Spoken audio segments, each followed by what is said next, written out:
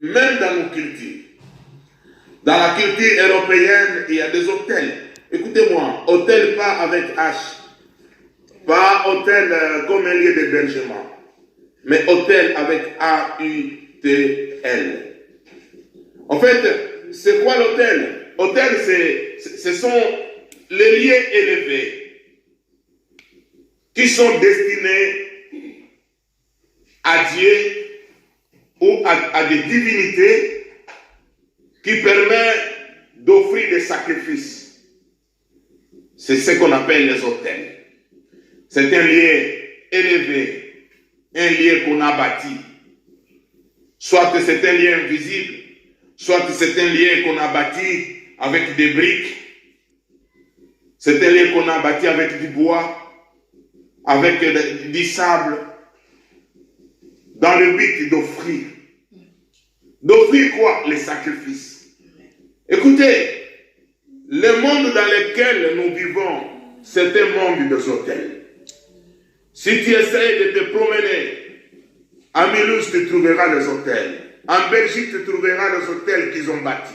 Mais des fois, nous, les hommes, même les enfants de Dieu, nous n'arrivons pas à distinguer et à découvrir cela. Il y a des hôtels qui sont invisibles, que les gens, les hommes, ils ont bâtis pour offrir des sacrifices, afin d'attirer leur divinité, de recevoir des directives, de recevoir le pouvoir, de recevoir beaucoup de choses. Beaucoup de magasins ont été initiés sur base des sacrifices qu'on a posés sur les hôtels. Beaucoup des entreprises ont été initiées sur base des hôtels. Que leur initiateur, les entrepreneurs, avant de commencer cette entreprise, il a bâti un hôtel et il a sacrifié. Le sang a coulé. Il a donné les offrandes aux dieux païens, à des divinités. Et les divinités ont parlé. Les divinités lui ont répondu. C'est ainsi, il réussit dans ce qu'il fait. Certaines maisons que nous avons, il y a des hôtels dans des maisons. Bien-aimés, ceux qui ont l'œil de l'aigle, ceux qui sont spirituels, ils peuvent voir dans une maison, ils peuvent sentir, quand ils entrent dans une maison, dans un endroit, qu'ici, il y a un hôtel. Parce que la présence d'un hôtel attire les esprits. Amen. Lorsqu'un enfant de Dieu bâtit un hôtel, ça attire la présence des anges. Et le Saint-Esprit est là. Dieu parle. Dieu répond. Dieu communique des choses. Et les hôtels sont bâtis pour rendre honneur à Dieu, soit à des divinités. Les Congolais bâtissent des hôtels destinés aux dieux congolais. Les Français bâtissent des hôtels destinés aux dieux français. Peut-être tu ne pourras pas voir cela parce que tellement que l'ennemi est tellement risé, il a rendu certains hôtels secrets. Ils les font dans les lieux secrets, tu ne pourras pas les voir. Voilà pourquoi je t'exhorte. De la même manière que tu laves tes achats lorsque tu fais des courses. J'ai vu ces derniers temps, à cause du corona, on essaie de nettoyer tout ce que nous avons acheté. De la même manière, quand tu achètes quelque chose, nettoie cela par la prière. Amen. Donne cela comme un sacrifice à Dieu. Amen. Tu ne sais pas à qui ce que tu as acheté a été sacrifié. À qui ce que tu as acheté a été sacrifié. Avant de faire son business, il avait sacrifié son business à un Dieu connu, quelconque, lié à sa culture. Et lorsque toi tu achètes, tu apportes son Dieu dans ta maison. Et si tu les consommes, ça les sacrifier à ton Dieu, le Dieu d'Abraham. Parce qu'il y a la guerre. Dans ces deux guerres, c'est le Dieu d'Abraham qui est vainqueur. Si tu l'offres, de tout ton cœur en vérité et en esprit. Amen. Amen. J'aimerais que nous puissions lire un verset dans la Bible. Je suis dans l'Ancien Testament. Vous savez, dans la Bible, il y a plein d'hôtels qui ont été construits. Au fait, c'est un enseignement que nous allons continuer. Aujourd'hui, je donne juste une introduction. La Bible nous dit dans Genèse chapitre 12, versets 1 à 9. Nous allons lire. Prends ta Bible. Dans Genèse chapitre 12, verset 1 à 9. La Bible dit, l'Éternel dit à Abraham, quitte ton pays, ta patrie, ta famille, et va dans les pays que je te montrerai. Je ferai de toi une grande nation. Je te bénirai, je rendrai ton nom grand, et tu seras une source de bénédiction. Je bénirai ceux qui te béniront, et je maudirai ceux qui te maudiront. Et toutes les familles de la terre seront bénies en toi. Abraham partit conformément à la parole de l'Éternel, et Lot partit avec lui. Abraham était âgé de 75 ans lorsqu'il quitta Charan. Il prit sa femme Sarah et Lot, le fils de son frère.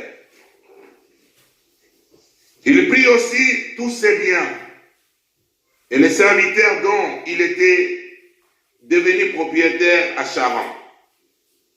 Il partit pour se rendre dans le pays de Canaan où ils arrivaient. Abraham traversa le pays jusqu'à l'endroit appelé Sichem, jusqu'aux chênes de Morée. Les Cananéens occupaient alors le pays. L'Éternel apparut à Abraham, écoutez-moi bien.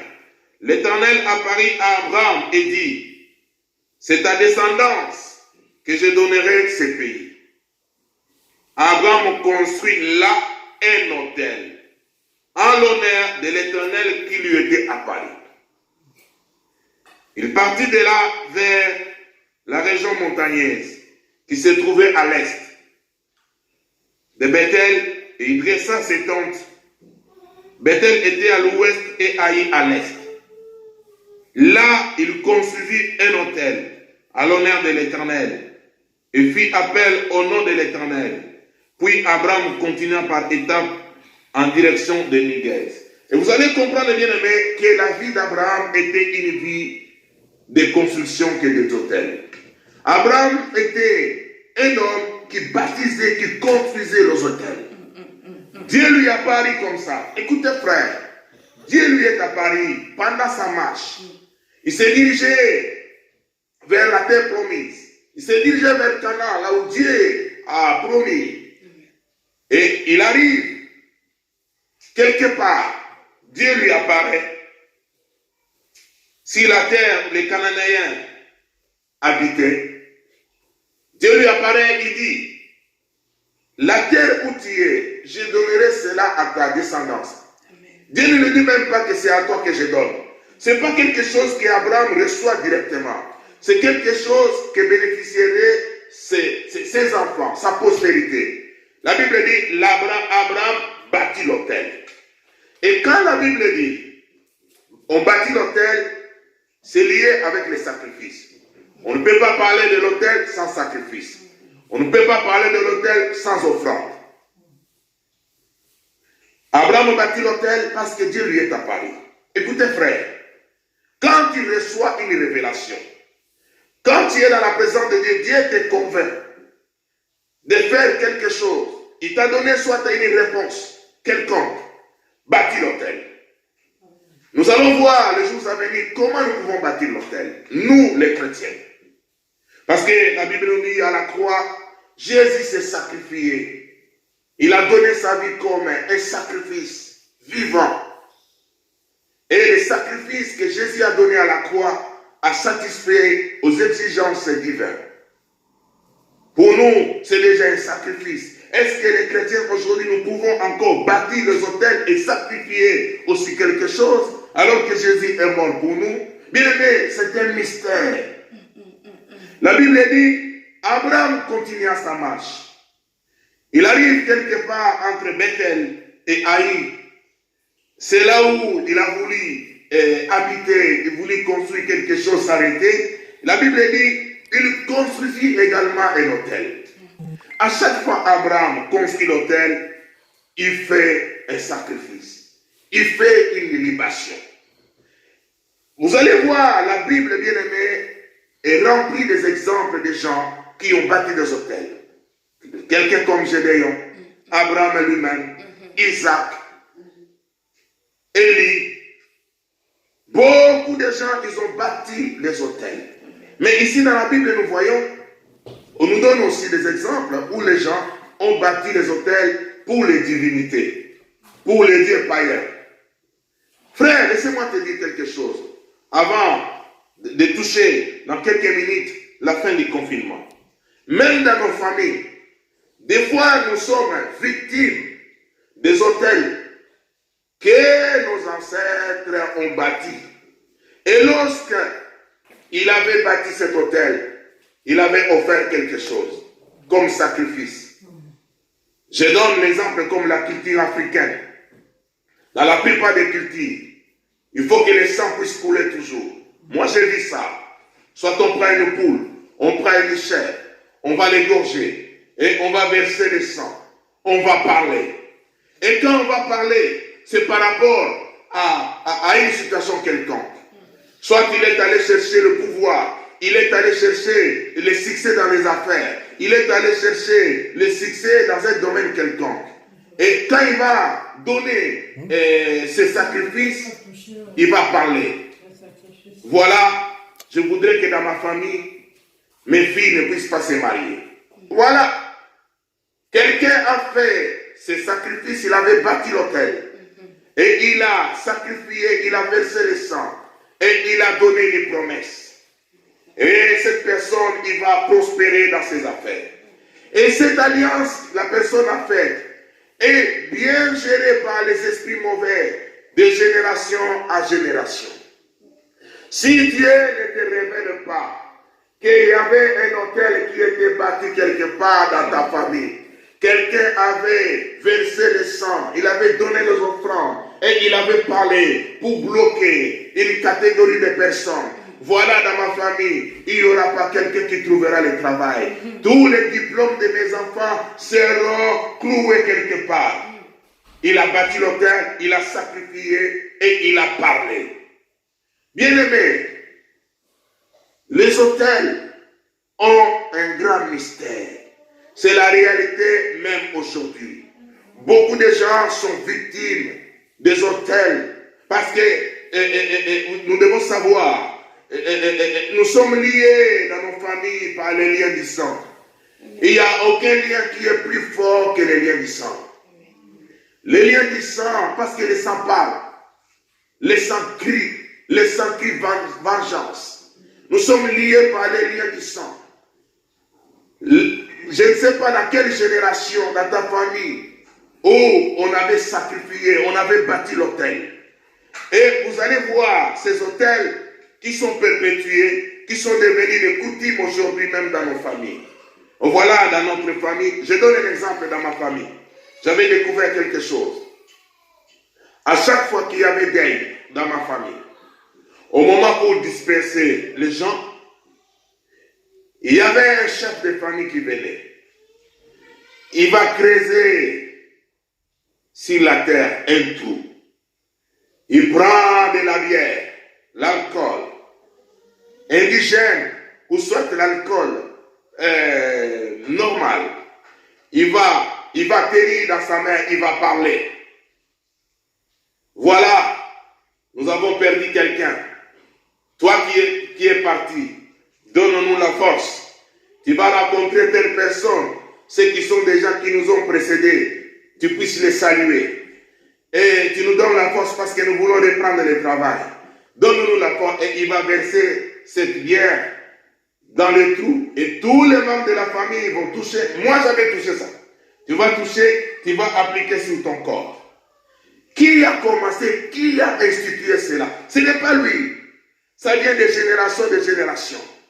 Je bénis le Seigneur aujourd'hui dans ma famille. Ce rituel de bâtir cet autel a été brisé par le nom de Jésus. Amen. Et ce rituel n'existe pas. Parce que Jésus est entré dans ma vie, dans ma famille, il a brisé cet autel. À la place de cet autel, nous avons remplacé l'autel de la foi en Jésus-Christ. Et c'est ça qui nous pousse à sacrifier nos offrandes, des actions de grâce, à donner nos cœurs comme un sacrifice vivant à Dieu. Frère, il y a des hôtels qui ont été construits, bâtis peut-être dans ta famille. Je laisse ta famille. Je parle maintenant pour le monde dans lequel nous vivons. Frère, ne prenez pas quelque chose sans rendre grâce à Dieu. Tu ne sais pas à quel Dieu a été sacrifié le cadeau qu'on t'offre. Frère, tout ce que tu reçois comme un cadeau, dis merci mon frère. Mais dédie cela d'abord à Dieu. Comment? Par la prière. Par la prière et à déclarer, vous savez, lorsque nous prions et nous présentons quelque chose à Dieu, nous bâtissons un autel. Et tes paroles sont agréées si ton cœur est pur.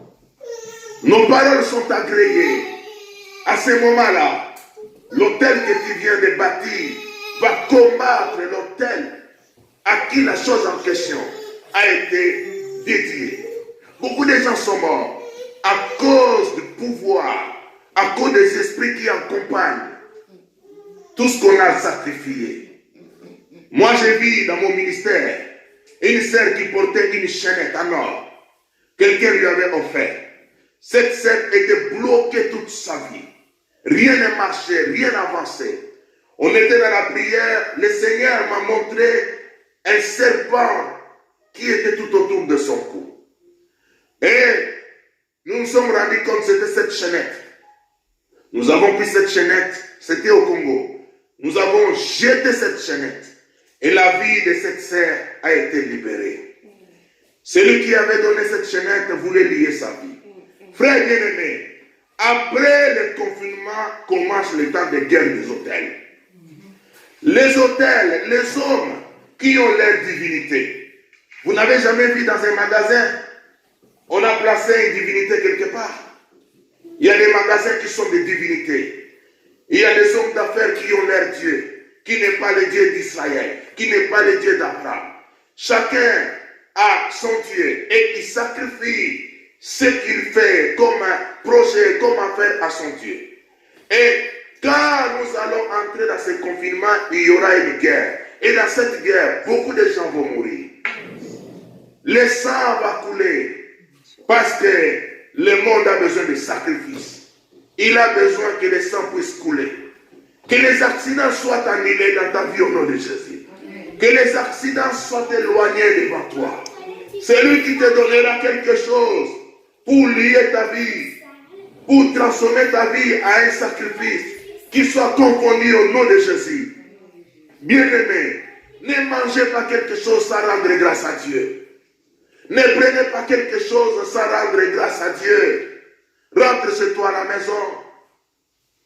Mets-toi à genoux. Présente la chose en question. Dis Seigneur, je te remercie. Voilà ce qu'on m'a donné. Je te sanctifie, je te donne cela à toi. Bien-aimés, sanctifions nos vies. Donnons nos vies comme un sacrifice agréable à Dieu. Parce que les âmes qui seront faites, qui ne sont pas tombées à cause de Corona, ils tomberont à cause des sacrifices que les dieux de Baal voudront sacrifier sur leurs autels. Les hommes d'affaires qui ont perdu leurs entreprises cherchent maintenant des sacrifices. Ils vont chercher des sacrifices de gauche à droite. Les politiciens qui ont perdu aujourd'hui leur pouvoir, leur popularité, ils vont chercher le pouvoir au travers des hôtels. Ils vont bâtir des hôtels dans leur maison et ils vont chercher des sacrifices. Et comment maintenant? Ils ne vont pas verser le sang comme ça que tu puisses voir. Ce n'est pas le transfert des petits trucs. Il va te donner un stylo. Il va te donner un cadeau quelconque. Bien-aimé, un cadeau sacrifié, souillé par les dieux de Baal. Bien-aimé, nous devons nous élever contre cela. Vous savez, il me reste 2 minutes pour finir. Récemment, j'ai vu des choses à la télévision. Premièrement, c'était dans une émission, je crois que tu as suivi avec moi, Enquête exclusive. J'ai vu un homme, était un Français, il est allé habiter dans une île, ça doit être à Sao Tomé. Et il a construit les hôtels, c'est-à-dire des maisons d'hébergement, pour que les gens passent leurs vacances. Mais il avait besoin de forer l'eau, parce que là où il est, l'eau est salée, de faire un forage. Mais pour faire ce forage, il a fallu obtenir l'autorisation. Il est allé auprès du chef du village. Le chef du village l'a amené à un endroit avec les gens du village. J'ai vu ça pas plus de 2 semaines. Et à cet endroit, ils ont monté un hôtel. Ils ont mis du bois. Ils ont pris une poule. Ils ont égorgé. Ils ont dit qu'ils vont demander les esprits. Ils vont demander les esprits. Si les esprits acceptent à cet endroit qu'on puisse faire un forage afin qu'ils puissent avoir de l'eau. Après un certain moment, ils ont dit, voilà, les esprits ont accepté. Écoutez frère, les hôtels existent jusqu'aujourd'hui. Et après avoir parti, les gens vont commencer à venir puiser l'eau dans ces forages. Les lieux où les sacrifices, où les esprits ont parlé. Et les esprits continueront toujours à parler tout autour de cet endroit. Et si toi tu prends cette eau sans avoir célébré le Dieu de grâce, le Dieu créateur des cieux et de la terre, tu verras ta vie bloquée. Voilà pourquoi notre vie doit être caractérisée par la vie de prière. Profitez pendant ces moments de confinement à prier, à implorer la grâce de Dieu, à consacrer notre vie à Dieu. Ce qui sera, bien aimé, un culte raisonnable à notre Dieu. J'ai vu également toujours à la télévision un homme, un riche, qui travaillait avec Bill Gates. Ils se sont séparés. Lui maintenant, il a créé maintenant son entreprise. Et son entreprise, il veut maintenant commencer à chercher les cancers dans l'intérieur des hommes, au niveau des colons. Et il a monté un laboratoire. Et dans ce laboratoire, ils vont faire des analyses pour connaître qu'est-ce que l'homme peut manger, qu'est-ce qui peut lui être bien, est-ce qu'il sera allergique, est-ce que pour éviter des maladies, pour éviter les cancers. C'est une bonne chose. Mais cet homme, il a investi son argent. Cet homme, il a investi des moyens. Mais ce que j'ai observé, chaque matin, avant de faire toute chose, s'il a son argent qu'il veut investir, il vient devant son Dieu, un Dieu Bouddha. Il va offrir des offrandes, il va offrir des laçons, il va parler et il commence le travail. Bien-aimés, nous vivons un monde spirituel et compliqué. Et pour finir, la Bible nous dit dans Genèse 28, vous allez lire chez vous à partir du verset 10 à 22. Jacob était pourchassé par son frère Esaü. Il s'est dirigé vers son oncle là-bas. Il est arrivé quelque part à Bethel. Il était fatigué. Il a voulu dormir. La Bible dit qu'il a pris une pierre où il posa la tête. Pendant qu'il dormait, dans son rêve, il a vu cet endroit, il y avait des anges. Il y avait une échelle qui était liée de la terre au ciel. Mais écoutez-moi bien, la Bible dit, les anges montaient des bas en haut. C'est-à-dire, les anges montaient, les anges ne descendaient pas. C'est-à-dire, l'endroit où il était rempli des anges, des esprits de Dieu. Ils étaient là. Ils montaient, ils descendaient. Ils montaient, ils descendaient. Et lorsque Jacob s'est réveillé, il a dit, c'est lié, cet endroit est redoutable. Cet endroit est redoutable. Et il a appelé ça, ici c'est la maison de Dieu. Qu'est-ce qu'il a fait? Il a versé de l'huile, il a donné une offrande, il a offert et il a donné des promesses. Qu'est-ce que je vais souligner par là? L'endroit là où Jacob avait posé sa tête, où il était dormi, c'est le même endroit où son grand-père Abraham avait bâti l'autel. C'était à Bethel. C'était le même. J'espère, je crois même que la pierre qu'il avait posé la tête, c'était lits de pierre qui avaient servi pour bâtir l'autel. Voilà pourquoi il y avait la présence des anges. Bien-aimés dans le Seigneur, tous les endroits où on a bâti les autels, c'est une porte d'entrée où il se passe un mouvement. Soit mouvement des anges, soit des mouvements des démons. Partout où on a bâti l'autel, il y a soit, si ça a été pour l'honneur de Dieu, l'Esprit Saint et les anges. Si ça a été, l'autel a été destiné aux divinités, il y a les démons qui sont là. Il y en a beaucoup de maisons, il y a des démons. Dans beaucoup des endroits dans les villes, écoutez, vous n'avez jamais vu un hôtel où des présidents, des fois, à une date quelconque, il passe sur cet hôtel, il va allumer le feu, il va déposer une gerbe d'or, des fleurs plutôt. Ce sont des sacrifices. Il y a des esprits bien-aimés, nous devons faire attention. Et à la sortie, à la fin du confinement, il y aura une guerre des hôtels.